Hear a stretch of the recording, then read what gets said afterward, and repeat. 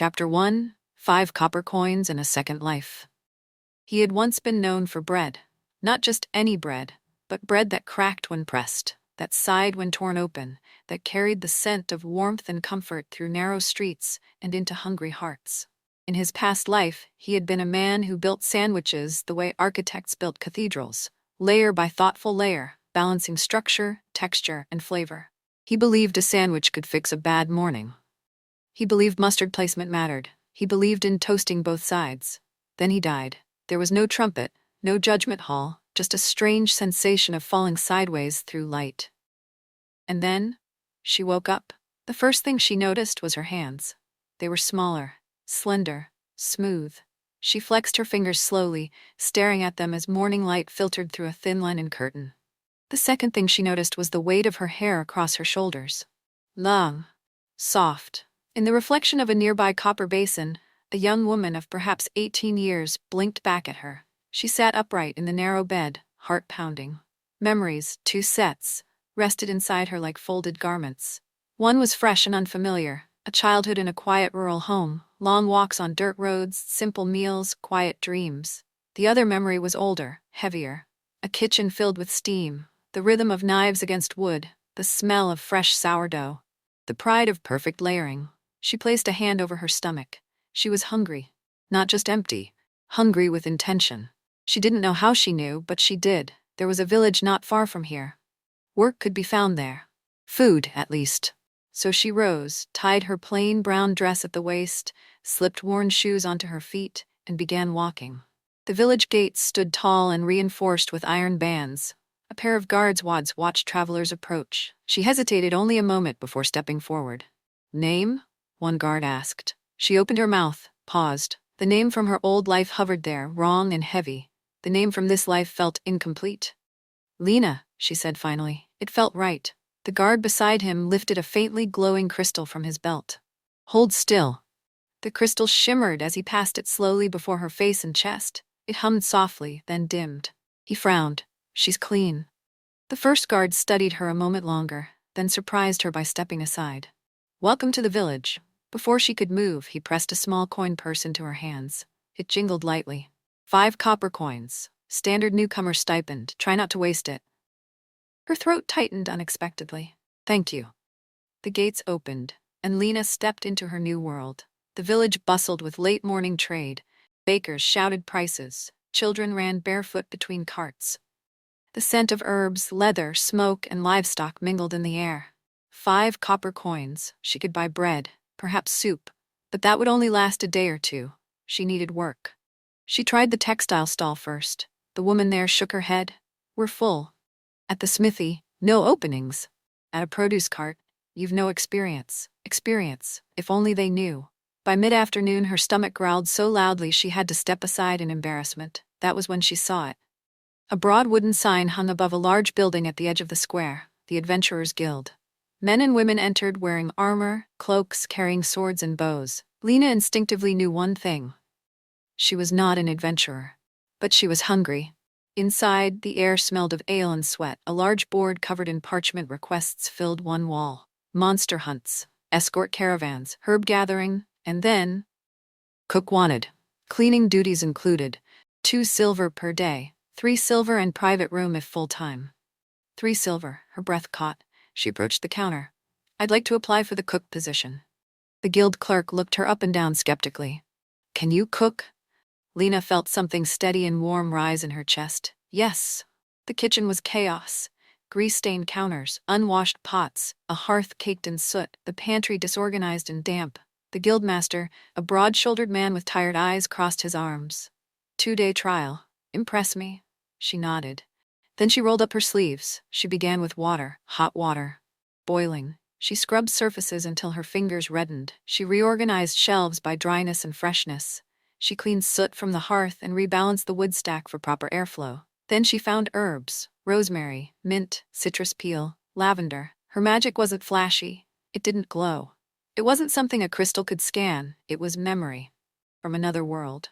She crafted simple candles, beeswax infused with crushed herbs and oils, extracted gently through heat. She placed them carefully around the common room. When she lit them, the air shifted. Not perfumed. Cleansed.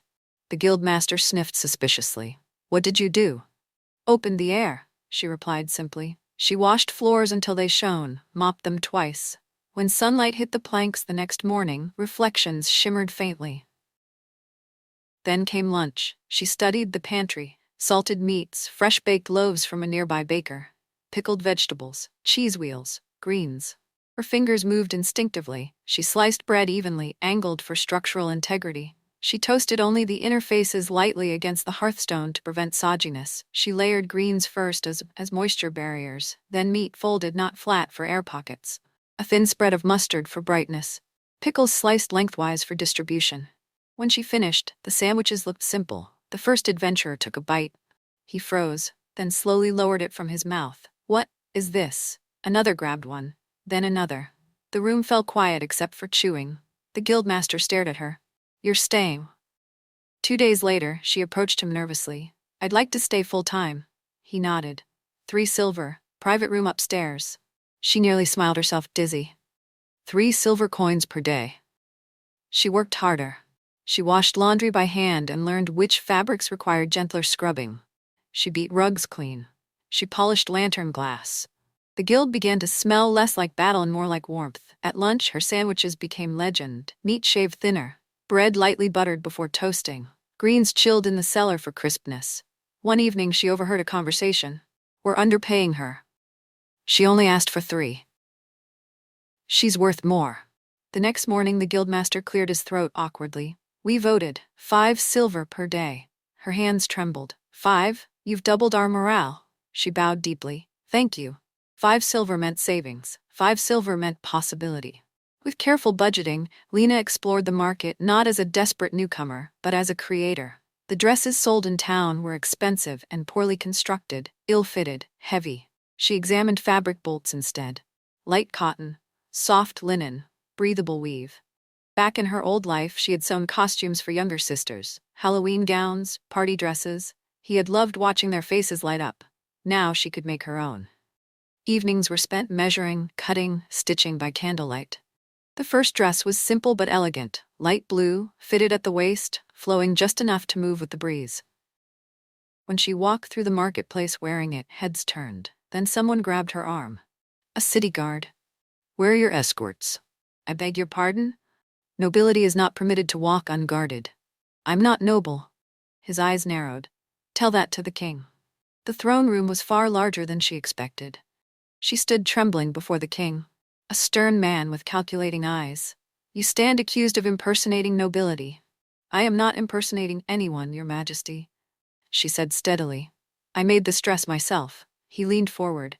You expect me to believe a common woman crafted court-level attire? Yes. Silence stretched. Finally, the king sighed.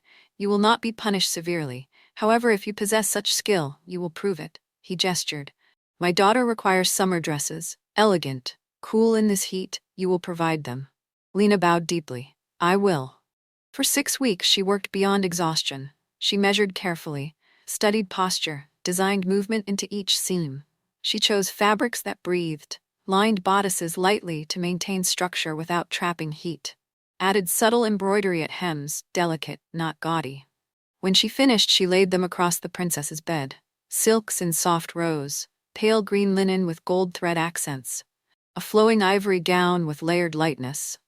The princess gasped. She ran to the mirror wearing the first dress. I'm wearing this to the summer ball. Lena stepped back quietly. The king watched his daughter laugh, a sound perhaps he had not heard so freely in some time. He approached Lena. You were truthful. He placed 3 large gold coins into her hands, for service to the crown. The weight of them nearly overwhelmed her. 3 gold coins, from 5 copper at the gate to gold in the palace. As she left the castle, coin purse heavy and heart even heavier with gratitude, her stomach rumbled softly. She smiled. No matter the world, no matter the body, she would always build something wonderful from bread, thread, and a little bit of care. And this life was just beginning. Chapter 2: The Day I Learned to Cobble. The first time she held an awl in her new life, the memory came back so sharply it made her blink. Leather had a smell, warm, earthy, honest. It pulled her backward, into another world, another body. She had been 12 then. a scrawny boy with scraped knees and flour on his sleeves from helping in the kitchen. Her father had taken her by the shoulder one morning and said, "There's more to being a man than eating well. You need a trade you can stand on." Stand on. That had been the word. He took her to a small shop at the edge of town, where an old cobbler with hands like oak roots shaped leather into boots that could outlive storms. Her father paid good money they didn't have much of, and said, 7 months. Teach him properly. 7 months turned into years. The first shoes she ever made had been disasters. Crooked stitching, uneven soles, one boot taller than the other. She had gone home humiliated more than once. But leather was forgiving if you respected it. You had to soak it just right. Stretch it slow, hammer without anger, stitch with patience. Learn where it wanted to bend and where it refused. 2 years later, she could craft boots that fit like they had grown on the wearer's feet. She even made high heels once, delicate, daring things for a merchant's daughter. And when she saw that girl walk proudly down the street, she knew she had graduated not just the program, but the craft. That had been the day she felt accomplished. That had been the day she learned to cobble. Now, standing in the Adventurers Guild kitchen doorway in her new body, she glanced down at the shoes she wore. They were worn thin at the edges. The soles were soft. One had a small crack near the toe where water would slip in during rain. A decent pair of shoes in this world cost more than she could justify, even with 5 silver coins per day. The cheaper pairs were worse than what she had now. Thin leather, poor stitching, gaps near the seams. "I can do better than that," she murmured. The next morning, after finishing early prep in the kitchen, she made her way to the leather dealer in the marketplace. "I'd like to purchase some old leather," she said. The merchant squinted at her. "For what purpose?" "For shoes." He laughed outright. "You?" She didn't bristle. She simply waited. He shrugged and pointed to a pile of scrap near the back. 3 copper. Anything you can fit in this bag." She crouched by the pile. Some pieces were too stiff, some too thin. She selected carefully, flexing, bending, checking grain. By the time she finished, the bag bulged. Enough for 2 pairs, perhaps 3 if she was clever. As she tied the bag closed, she asked, "How much to use your tools?" He shook his head. "We don't cobble here. We send the leather to a craftsman across town."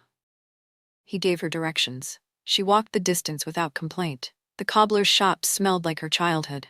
The man inside looked up from his bench, eyebrows rising when he saw her. "Yes, I'd like to use your tools," she said. "I'll pay." He leaned back slowly, eyes glinting with amusement. "And what would a young lady be doing with my awls and forms?" "Making shoes." He barked a laugh. "This I must see." For 20 minutes he questioned her, where she learned, what techniques she knew, how she shaped heels. She answered calmly. He was already imagining the story he would tell his friends that evening over drinks. The girl who thought she could cobble. 4 silver for the day, he said finally, waving toward the bench. She paid without argument. Then she began. By the second hour, the laughter had stopped. She cut patterns with steady precision. Soaked and stretched the leather just enough. Her stitching was tight, uniform, almost elegant. The cobbler stepped closer. By the 4th hour, one shoe stood complete on the table, black, shiny, balanced. A heel of roughly 4 inches, curved in a way he had never seen before. Not clunky, not fragile, structured. He picked it up, turning it over in his hands.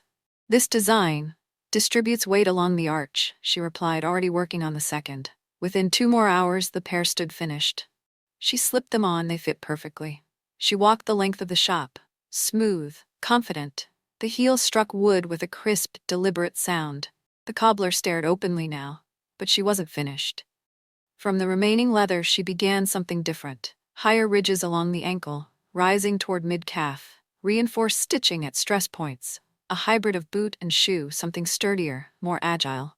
She purchased a small pane of broken glass from a nearby stall for 1 copper, returned, wrapped it in cloth. Struck it with a hammer until it fractured into glittering shards. Glass was cheap, if broken. Carefully, she embedded the tiny pieces along the outer sides and toe, securing them within small stitched pockets. In sunlight, they would catch light like gemstones. When she laced them up and stood, the cobbler whispered, "I have never seen their like." "They're practical," she said simply, "and a little beautiful." At the end of the day, she paid him his 4 silver, without complaint. "You're welcome any time," he said quietly. When she returned to the guild wearing the heels, conversations paused. The men tried not to stare. She finished her chores before lunch and then headed to the market. Fish, fresh, silver-skinned river fish. Black pepper, expensive, sharp, fragrant. Flour. Eggs.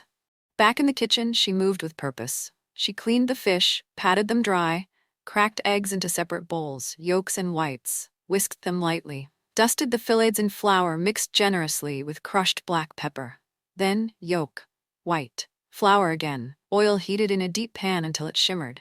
When the fish met oil, the sizzle filled the room like applause.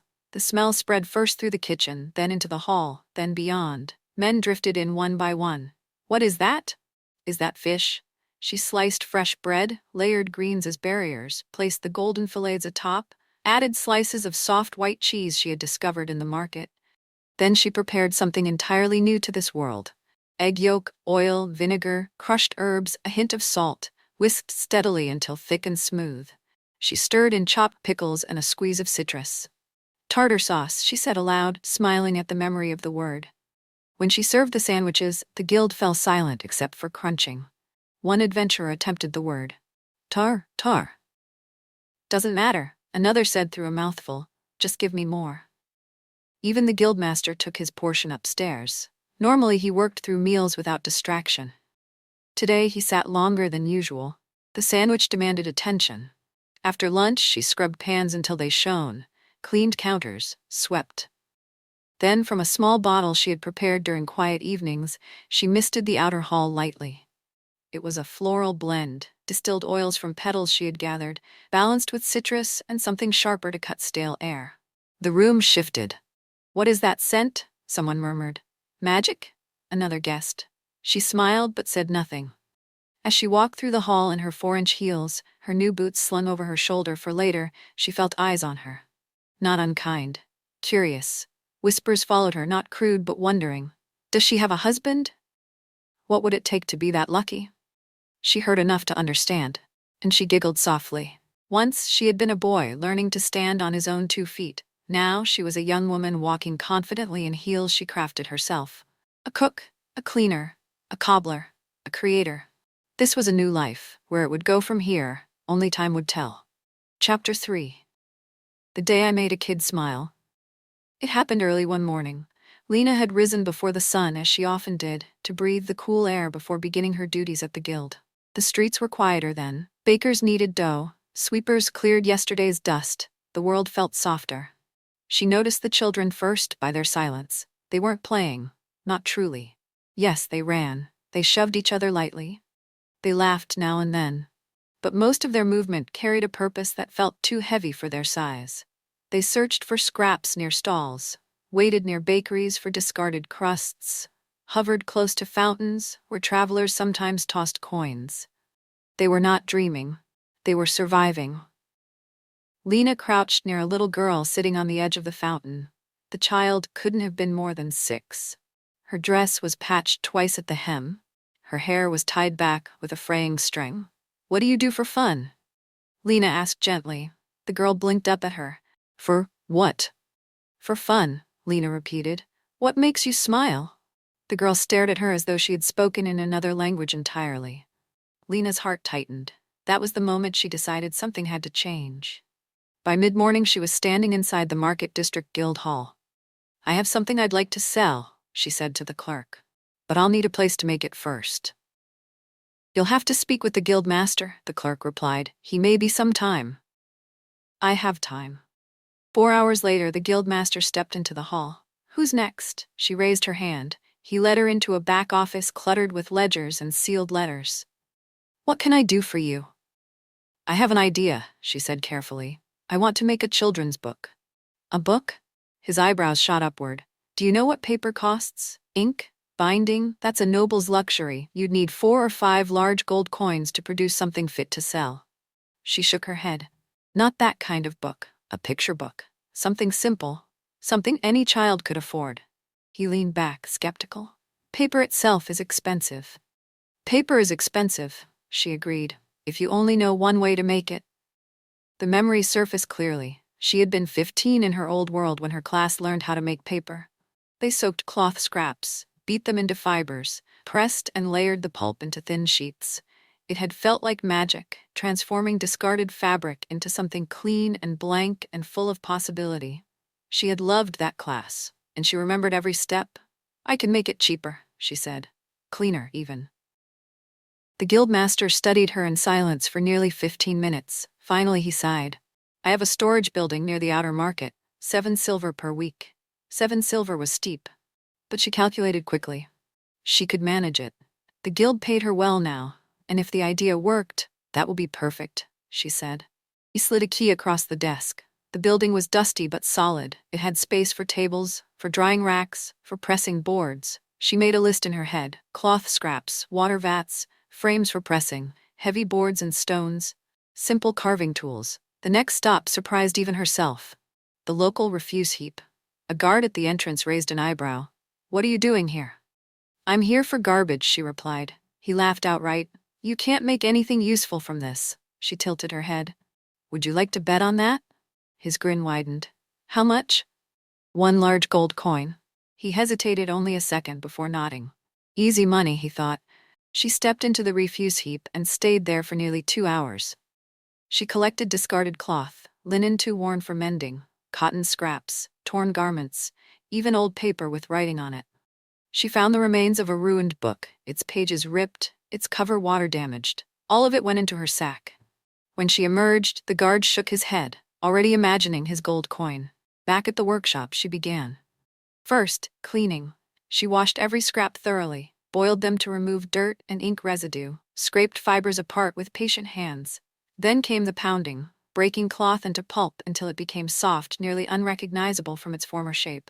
Water, press, lift, layer, press again, repeat. The rhythm felt familiar, comforting. In 2 days she held her first finished sheet. It was white, not dull gray, not blotched, white, smooth beneath her fingers, strong enough to hold ink without bleeding. She smiled. Within a week she had enough sheets to form a thin book. She bound them simply at first, folded and stitched at the spine. Then she picked up pen and ink. Another memory surfaced: art class at 16. The quiet joy of drawing when no one expected anything practical from her. She began with a rabbit. Round, cheerful. Then, trees, rolling hills, eggs hidden beneath bushes. She wrote only a few words beneath each image in the common language. Hippity hop, down the trail he goes, delivering eggs at every bend for every child he knows. Picture after picture told the story.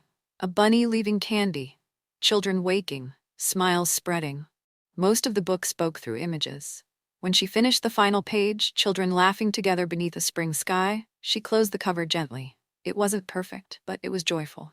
The next challenge was scale. 1 book would not change anything. She needed many. Using wood, screws, and salvaged metal pieces, she constructed a crude press. It wasn't elegant, it creaked. But when she tested it, pressing carved plates against inked pages, it worked. Slowly at first, then faster. Make paper, dry, bind, stamp images, dry again, bind fully, stack. Despite her duties at the guild, she worked into late evenings. Her hands were often stained black with ink, her shoulders ached. But when she looked at the growing stack of books, she felt something stronger than fatigue: hope. Finally, she carried a bundle to the Market Guild Hall. The guildmaster opened one and froze. He ran his fingers across the paper. This is finer than royal parchment," he whispered. "Whiter, smoother." "How?" 3 copper per book," she said simply. He looked at her as if she had lost her mind. 3 copper? This could sell to nobility for silver, gold even. "I don't want that," she said gently. "Please. 3 copper." He stared at her for a long moment. Then, quietly, he nodded. He sent 1 copy to the king out of professional instinct, unable to resist showing such craftsmanship. The rest he placed on a market table. 3 copper each. The first sale came within an hour. A mother hesitated, counting coins twice before handing them over. Her son opened the book immediately. He didn't read much. He didn't need to. He pointed at the bunny, laughed. The next week, Lena saw something she had not seen before. Children sitting together in courtyards, by fountains, under trees. They flipped pages carefully, pointed at pictures, tried sounding out the few words she had written. They smiled. Not the small, careful smiles of survival. Real ones. She spotted the little girl from the fountain sitting cross-legged with two others. The book rested open in her lap. When their eyes met, the girl grinned wide enough to show a missing tooth. Lena felt her throat tighten. The guard from the refuse heap approached her days later. Holding a book, he said nothing at first, then quietly he handed her a large gold coin. "A bet is a bet," he muttered. She accepted it, but what she carried home that evening weighed far more than gold. In all her lives, past and present, she had built many things. Sandwiches that made men sigh, shoes that turned heads, dresses fit for royalty. But nothing felt quite like the smile of a child who had discovered joy on a page. And she knew, standing there beneath the soft afternoon light, this was only the beginning. Chapter 4. The Day I Missed Chicken. She woke before dawn with a hunger that felt almost unreasonable. It wasn't the usual hunger, the simple need for bread or fruit or eggs. This was sharper, specific, a craving that carried memory with it. She lay in bed staring at the ceiling of her small room at the Guild Hall and whispered to herself, "Chicken." The word felt sacred, crisp skin, tender meat, that familiar flavor that no other bird quite captured. She dressed quickly and headed to the marketplace, scanning stalls for something, anything, that resembled what she missed. That was when she saw them. "Cuckoo birds," a vendor called out, "3 for a silver." They weren't chickens, but they were close enough in size and build that her mind began calculating immediately. She purchased 3. Then realized she had nowhere to keep them. Carrying a wicker cage filled with confused birds, she returned to the guild hall and found the guild master. "We can't keep livestock here," he said flatly. "Town ordinance." "Is there land for sale?" she asked. "There's always land for sale," he replied dryly, "if you can afford it." She visited the town registry that afternoon. The prices made her heart sink. Even if she saved diligently for 50 years, she would barely afford a modest plot beyond the walls. Deflated but not defeated, she walked back through a narrow alley between 2 buildings. That was when reality shifted. A door appeared where there had been only stone moments before. Beside it stood a tiny man no taller than her knee, with a pointed hat and a gray beard nearly to his belt. He looked up at her with bright, knowing eyes. "Madam," he said cheerfully, "I finally found you. Congratulations, you've reached level 5. You now have access to your very own domain." "My what?" He opened the door. "Come in when you're ready." He stepped through and shut it. Lena blinked. She reached for the handle and pulled. Beyond the threshold was not the alley. It was sky. She hesitated only a moment before stepping through. The air inside was fresh and wide and endless. Rolling green land stretched in multiple directions. Trees swayed gently. The horizon shimmered faintly as if stitched into existence. Small figures approached, some knee-high, some reaching her shoulder. They bowed politely. "Is there anything we can build for you, ma'am?" She stared. "I need a house," they smiled. "Then ask." She swallowed and spoke to the open air. 2 stories, a bedroom, a study, a library, a kitchen, a dining hall, a hearth, warm and welcoming. The ground trembled. Wood burst upward, weaving and locking together as if grown rather than constructed. Walls formed, windows set themselves, a chimney rose. Within minutes, a house stood before her exactly as she had imagined it. She stepped inside. It was furnished. The hearth glowed warmly. Chairs were cushioned. Shelves lined the study. The kitchen gleamed with stone counters and strange, smooth cooking stones humming faintly with magic. Her heart pounded. "I could raise birds here." She stepped outside again. "I need a coop, fenced, enough room for 6 birds, storage for seed." Again the earth responded. Fence posts rose, wire stretched itself taut, a wooden coop assembled beam by beam. She laughed out loud. Then she hurried back into town. This time she bought 6 cuckoo birds, 2 for females. She also purchased a large sack of seed. Back inside her domain, she released them into their new home. They clucked and scratched curiously at the ground. She set seed down carefully. One of the males she carried gently around the far side of the coop. By evening, she had what she needed. That night, the guild hall filled with a smell no one had ever encountered before. She had cut the bird carefully, breast, thigh, wing. Some pieces she left bone in, others she sliced into strips. Flour mixed with crushed pepper. A dip through egg. Back into seasoned flour. The oil shimmered. When the meat hit the pan, the crackling sound turned heads from across the hall. She prepared 3 variations: crispy bone-in pieces, tender strips, and small bite-sized morsels. Beside them she placed a bowl of creamy white sauce speckled with herbs. A sign read, "Take a piece, dip it. Tell me what you think." The first brave adventurer did exactly that. His eyes widened. Another followed. Soon the entire hall buzzed with delighted disbelief. "What is this called?" She smiled softly. "Just a snack." "If this is a snack, what is lunch?" She only winked. For lunch, she prepared egg salad sandwiches, boiled eggs mashed with her homemade mayonnaise, salt, cracked pepper, and a pinch of chili for brightness. A slice of cheese finished each one. Again, the guild sang her praises. "You'd make a man very happy as a wife," one said boldly. "Yes," she replied sweetly, "but then all of you would be sad because I could not cook for you anymore." The subject was dropped immediately. The taste of that fried bird lingered in her mind. She wanted more. That evening she purchased a larger bird known as a roiled rock fowl, a sturdy creature often hunted by adventurers. She brought it to the guild. "Could you butcher this for me? You may keep the materials." The adventurers exchanged glances. The feathers, talons, bones, valuable crafting components. They agreed. When finished, they handed her the cleaned body. Moments later, the guildmaster approached with a small sack. 50 silver, he said. "For the materials." Her eyes widened. "I can be paid for those?" He nodded. She carried the bird back to the kitchen. And that night, she did something extraordinary. Though this world did not know the holiday, she did. She pushed tables together, spread clean cloth across them, roasted the rock fowl slowly with herbs and butter, prepared vegetables sautéed in garlic, made stuffing from stale bread and savory broth, created a bright fruit salad glistening with honey, and for dessert, pudding thick and creamy, unlike anything most had tasted outside noble estates. When everything was ready, she announced, "Tonight we eat together." Even the guild master left his upstairs office to join them.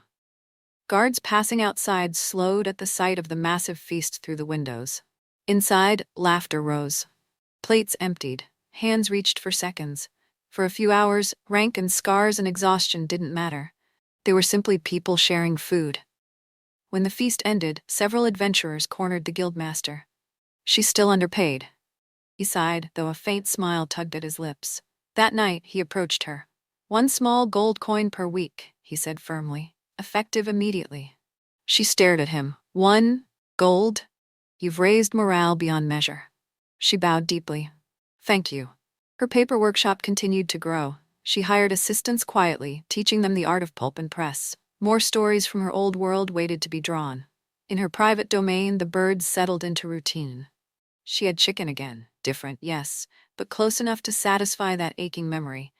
And she had done something more. She had created a feast where none existed before. A day of gratitude in a world that had never known one.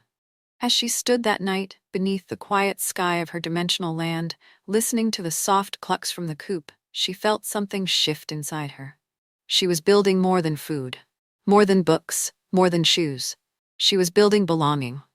And somewhere deep within her, beyond even this miracle of a domain, something stirred. A part of her story not yet revealed. The day would come when she would leave this place behind. She did not know that yet, but the world, this world, was only beginning to understand what she truly was. Chapter 5: The Day the Guild Cried. 3 noblemen arrived at the guild early in December during the first week, around the 3rd day of the month. They entered with an air of authority and asked a single question. "Where is the girl who makes paper?" Guild members, confused but unsuspecting, pointed toward the kitchen. She was inside preparing lean sausages and special breads, experimenting with a new dish for lunch. The nobleman did not speak to her long. Instead, they ordered the guards to arrest her. Chains were fastened around her wrists before anyone could protest. She was dragged from the guild hall, stunned and demanding to know what crime she had committed. No one answered her. Before leaving, the nobleman placed 2 large gold coins on the counter. For the guild's trouble. The wagon rolled away. 3 hours later, she found herself locked inside a cell within the capital. She was told that by morning she would be put to work. "What did I do?" she asked. Silence. Back at the guild, the kitchen stood quiet. No warm bread, no cheerful greetings, no laughter drifting from the hearth. The guildmaster understood what the others did not yet dare to admit. They would likely never see her again. With a heavy heart, he posted a notice on the board. Help wanted. Must know how to cook, clean, and assist with mundane guild duties. No one applied that day. At high noon, 2 guards dragged her from her cell and threw her into a tower room. Inside were vats, presses, pulp basins, everything needed to make paper. You will work, they told her. You will make paper for the crown. She stared at the equipment. This is not how I make it, she said. My process is different. You will use what is provided. I will not work until someone tells me what I did wrong. That was her mistake. She did not know this was the king's command. She refused. For 7 days, she sat in that room. Each meal was the same: boiled potatoes without seasoning and a tall glass of water. Breakfast, lunch, dinner. On the 7th day, the king's patience ended. If she will not make it for us, he declared, then she will make it for no one. Send her to the cottage. She was transported leagues outside the city to an isolated cottage. On the road, she said quietly, I need to use the restroom. The guards pulled the wagon aside. They unlocked her cage and led her to a tree. I can't go like this, she said, lifting her chained wrists. It's not like I can run anywhere. One guard hesitated. Then he unlocked the manacles. He stepped back, keeping her in sight. That was all she needed. She reached inward, toward the place she had touched once before, and willed it to appear. A door shimmered into existence. She stepped through. It vanished behind her. One moment she stood beneath a tree. The next, she was gone. For 6 months the kingdom searched. They found nothing. Inside her dimensional world she survived. Her cuckoo birds had multiplied. Crops grew beneath endless sky. She had shelter, warmth, and time. But when she finally returned to the capital in secret, what she found shattered something inside her. Her former place had been ransacked. Guild members had been thrown into the streets. Her books were confiscated. Copies she had made for others were burned publicly in the main square. The king was furious that she had escaped. That night, while the king lay awake in his chambers, a door opened in his room. She stepped through.